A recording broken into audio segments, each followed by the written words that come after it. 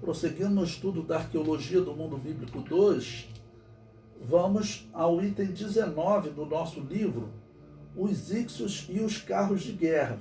Bom, eu vou citar esse exemplo dessa arma, que ela foi desenvolvida, segundo a história, no período dos Ixos. Foram os Ixos que desenvolveram essa arma.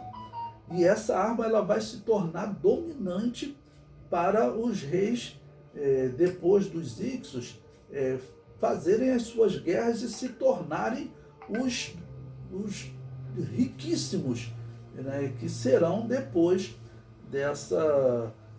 desse governo dos Ixos. Vai ser o período áureo do Egito, né, pelo menos em termos de riqueza, porque existem aquelas construções das pirâmides lá de 2300 a.C.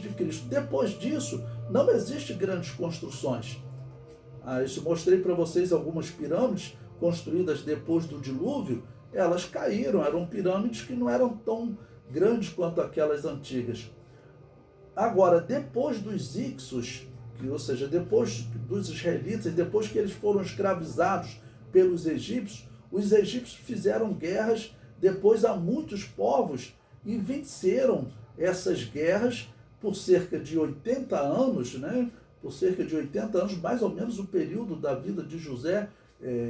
Os israelitas eles se tornaram muito ricos, fizeram grandes conquistas, e o homem que é considerado o maior conquistador da história do Egito, ele é chamado de Napoleão do Egito, Tutmés III, né? Ele é filho do homem que conseguiu dominar os Ixos, conseguiu dominar os israelitas. Principalmente, ele parece ser o homem que queria matar Moisés, e que Deus diz que ele teria morrido. Nós veremos isso mais à frente. Então, esse homem, Tutmés III, qual a arma de guerra que ele usava? Essa arma que nós vamos ver aqui agora, criada pelos Ixos. Tá bom? O comentário diz: segundo alguns historiadores, os Ixos seriam os primeiros a utilizarem os carros de guerra, tão importantes no crescimento do Império Egípcio. Sendo José o primeiro Ixo do Egito, podemos atribuir a ele a criação desses carros de guerra. Gênesis 41, 43. E o fez subir no segundo carro que tinha, e clamavam diante dele: ajoelhai. Assim o pôs sobre toda a terra do Egito. Então, vamos dizer, o que a história diz sobre esse período, né? Sobre as armas que estão surgindo nesse período. Então, veja, eu coloco aí a citação de Thompson em seu livro A Bíblia e a Arqueologia, ok? Na página 66, que ele diz: a propósito, alguns escritores viram nesta referência a subir ao carro uma peça importante do contexto da época dos governantes Ixos, pois parece que eles é que usaram o carro para as ocasiões públicas pela primeira vez no Egito. Ou seja, ele fala assim, os Ixos, tudo indica, estava lá nessa época. Então, eu acredito que os arqueólogos, o ponto de mudança tem que ser exatamente o fato dos Ixos terem assumido o poder de forma pacífica, o que não é normal. Não existe isso na história da humanidade. Né? Um país, de forma pacífica, se tornar um povo, se tornar governador de outro povo entregar o poder. A Bíblia diz que ocorreu com José, e a história agora diz que ocorreu com os Ixos. Então, antes eles tinham que pensar num povo que fez guerra, dominou o Egito e favoreceu José. Mas agora acredito que o caminho natural é interpretar que José é exatamente o início do governo Ixo.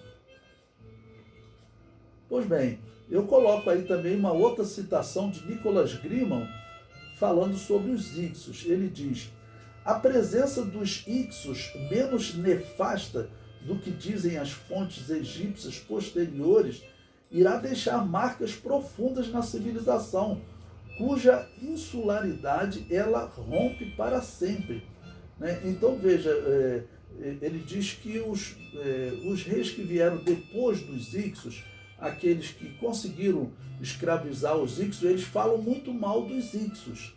Eles encontram escritos, né, depois que os Hicsos caíram, na 1530, depois que os Hicsos caíram, eles encontram escritos falando mal dos Hicsos. Mas os textos anteriores, e tudo que eles acharam anteriores, não falavam mal dos Hicsos. Teve um período que eles elogiavam muito, que os homens inteligentes, né? E tudo que eles faziam era bom, e o povo gostava do que eles faziam. Ele prossegue. No plano religioso, cultural e filosófico, ela cria um repositório ao qual recorrerão os reis do novo império, que é exatamente quando ocorre esse rei desse Tutmés III, que é considerado o maior conquistador da história do Egito. Então, naquele período, eles recorrem a quem? Eles recorrem ao desenvolvimento dos Hicsos. O que os Hicsos fizeram pelo Egito é o que os egípcios vão usar como, vou chamar de ciência daquela época, né?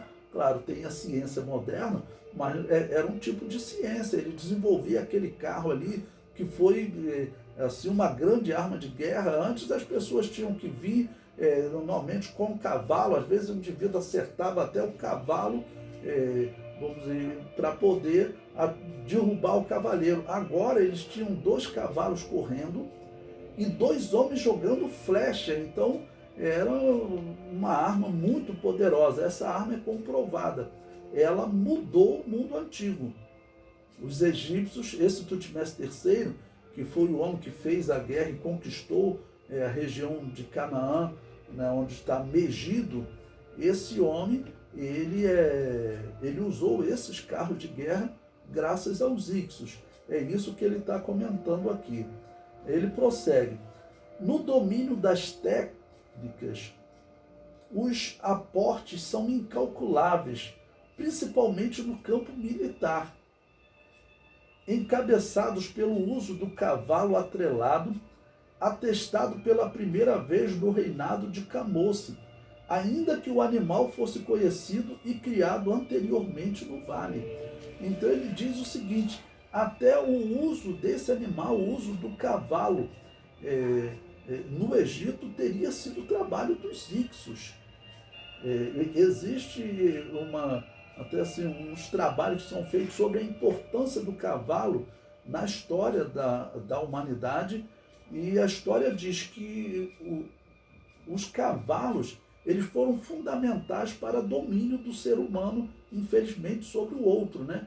Porque o maior império da história, o mongol, ele conseguiu ser o que ele foi graças ao cavalo, que, vamos dizer, o cavalo cobria um tempo em 1 hora que o homem levava muito mais tempo caminhando. E também vai ser usado na guerra. E uma referência importante que existe do uso do cavalo sendo levado para o Egito, é isso que ele está dizendo. Isso teria ocorrido no período dos Hicsos.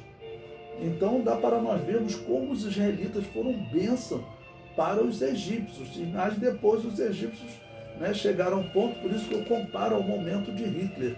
Né? Eles são mais abençoados do que nós, eles são mais ricos do que nós. E aí, por isso, resolveram escravizar. Isso estaria descrito nas palavras bíblicas que levantou-se um faraó que não conhecera José.